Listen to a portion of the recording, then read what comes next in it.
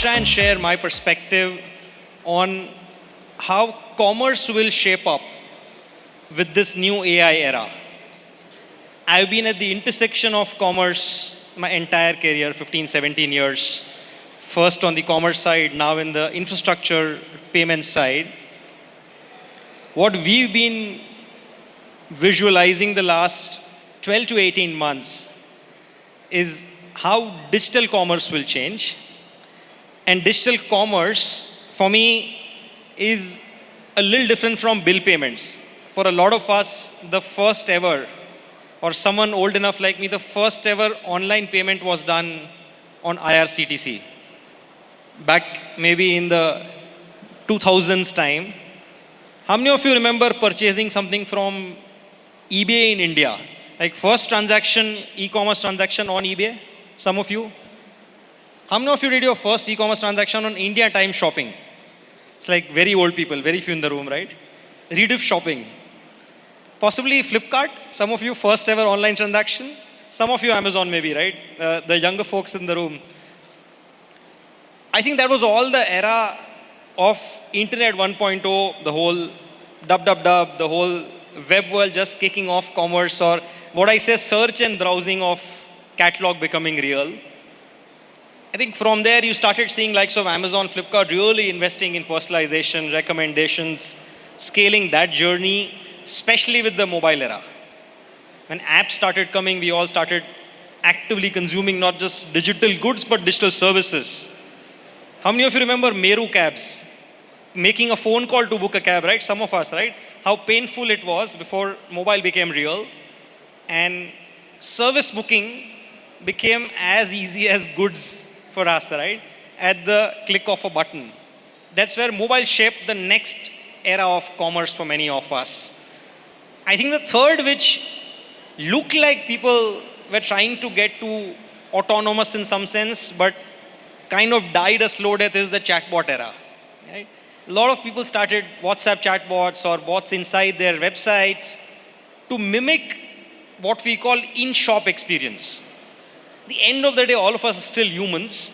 When we go to a shop or any store to make a purchase, we'll have an interaction quite often with an agent who's assisting us.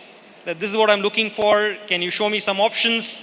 Hey, I like this, didn't like this. Can you flip around, get me some better options, shortlist something, pick something, then eventually go to the billing counter, the actual checkout journey, right? So I think the pre-AI era where people started mimicking a little bit of this chatbot, I don't think that picked up as well in the online world. Net, I still think what's happened with commerce so far is about, hand on heart, about 40, 50 million users in India today are genuinely what I call digital commerce users in the country. People like you and me in the room. There are another 150 million who are what I call bill payment users or utility payment users. They're not commerce users.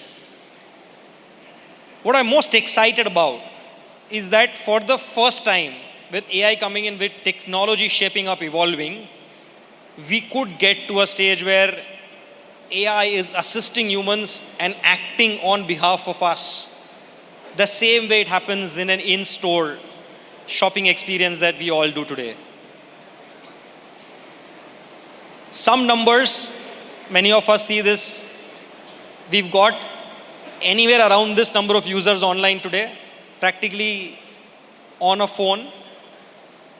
We have 300 to 400 million digital payments users, depending on whose data you want to believe. We at Razorpay have touched almost all of these digital payments users at some point or the other. WhatsApp usage, practically everyone is on WhatsApp. Like India runs on Chai, it also runs on WhatsApp. And large majority of commerce is today happening on mobile, as we've spoken about. The interesting part is, once you go beyond this 50 million users who are actually doing commerce activity, you get into a different type of user persona. One that's more familiar with vernacular. Slowly starts getting into tier 3. The reason they shop online today and the wave over the last 10 years is choice. While tier 1 shops for convenience, tier 3, tier 4 shops for choice. They don't have this choice in store today. Slowly that's starting to happen as purchasing power parity goes up. Offline retail is scaling up in tier 3 as well, but not yet in tier 4, tier 5. I think second, our purchasing power parity itself will scale up, which will mean that more and more people will want convenience, will want control. And the last aspect is one thing UPI has done very well, and the concept of OTP and PIN. When it came in 2010, I was scared as a commerce product manager. This is going to kill my conversion. This is the single biggest factor which has instilled trust in all of us. When money moves, we feel super happy that the ecosystem is very trustworthy for all of us. So I think India is perfectly ready for this wave. What do you folks think is one more ingredient which makes me super excited that India is possibly more ripe for this wave of commerce than Western markets? Like when the mobile commerce came, India again leapfrogged Western markets in terms of adoption, usage, possibly with agentic commerce and AI commerce. We have 2-3 ingredients which make us super ripe for again taking it to the next level. Why don't you gather your thoughts, and anyone has some inputs, please raise your hand. I'll try and hear from you as well before I come in and share some of my take on why the way customers behave in India, why we think we are ripe for it compared to a lot of other markets out there. Before we get there, timing wise, one is we think India has got all the foundational infra to be ready. Why now? I think over the last 2 decades, India has built a phenomenal India stack.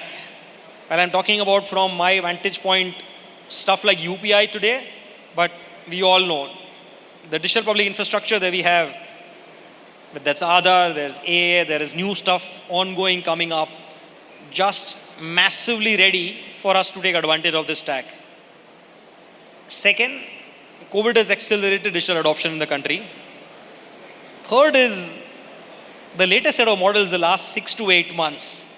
I think AI is at an inflection point where a lot of us now believe we can delegate decisions to AI. With the best of the models a year back, I would not have done that. But in the last 3-4 months, I'm consistently delegating a lot of my decisions. And surprise, surprise, most of the outcomes are turning out to be above quality so far. Any thoughts before I flash my take on customer behavior? Anyone wants to maybe just shout out? Yeah, go ahead, please.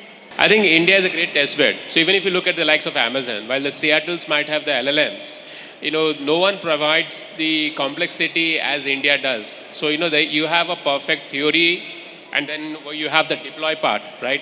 And the continuous feedback pumps in. So I think that ecosystem India has, apart from talent. Okay. India is a potential test bed for a lot of these players. I see one hand raised there. If someone can help me, if anyone's around to help me move mic. Tokenized cards. Tokenized cards, again, it's there in all geographies, right? I see 1 or 2 more hands raising. I think I'll take some of these, right? Test bed wise, what I see is a little different. I still see most of these folks who are trying something in agentic commerce still trying US as their first market. And of course, I have my belief why they shouldn't, but most of the experiments I'm still seeing in the US. Tokenization is there in all geographies. UPI is unique to India. 1 or 2 more thoughts coming from somewhere if someone wants to. Yeah, do you have a mic? There's a mic moving around. If you, yeah, there your mic. Maybe we'll take one more and then. That was my first EMI. And due to 1 rupee that was less in my account, it hit me like I have no balance, credit score went less. So is there a possibility that agent as a Razorpay, obviously everyone is having multiple bank accounts. I have my money in a different bank account, but I forgot to add it to the account where the EMI will hit. So if the agent can do cross-checking, okay, the amount is not here, let's manage it from here. That would be an amazing use case. People would not get affected on their credit scores. It can, and by the way, to solve for this, even in the pre-AI era, NPCI is bringing up, what they call auto-pay interoperability. So there are some answers emerging in pre-agent era as well. But by the way, if there is an agent, or if there is none, you can build your micro agent to ensure that this money has to be there in this account at this time. If it is not there, move automatically for you without asking you. Those are things you could do, but you will see some commerce agents also trying to. The big challenge is, will a user authorize two banks or not? Most users are not as clear to do because even one itself is a friction. Oh, thank you. Take maybe one more. See a hand raised there.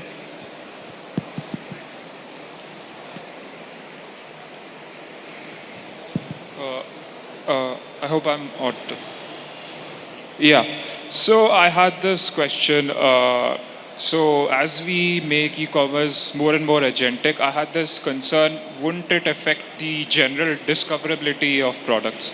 I mean, say if I use an AI interface to search and shop for products, it will be very convenient for me, but over time I might get lazier and I might simply stop looking up products on that particular merchant's page itself. So how do you plan to address this problem?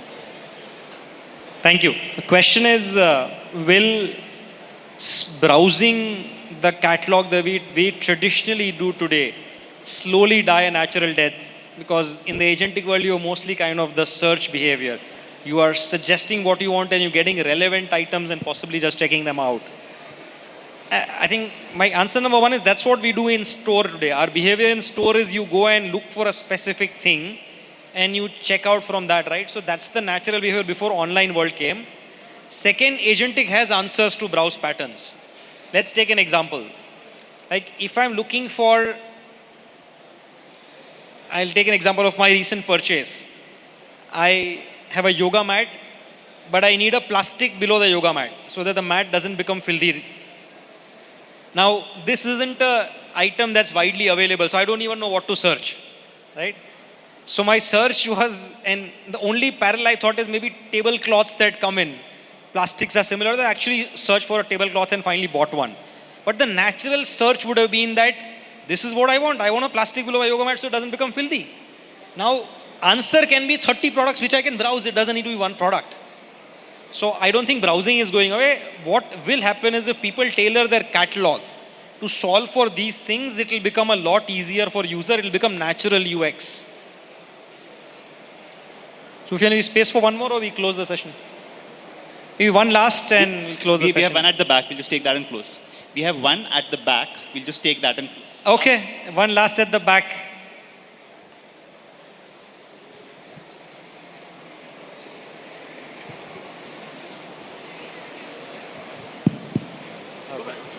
Hi. So we were talking about delegating and also building for India, and that there has never been a better time. But I have an early stage startup of my own, so I'm just asking this from my perspective. So for a company like Zepto, which has established, which has gotten the distribution right now, building an agent that adds things to your groceries and does the checkout is like an add-on feature. That's something that they can do, and that's something probably they would do it for free for the consumers to use.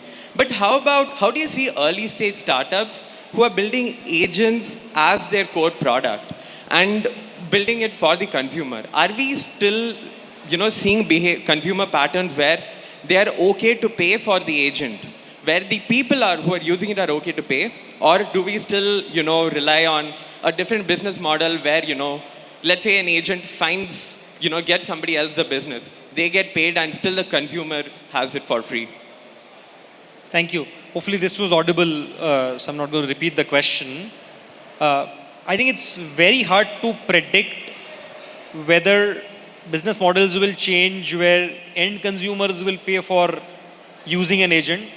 Tough to know. Maybe at some point it will. Like a lot of us are paying for our GPT accounts, which is an indication that consumers will pay if value is there.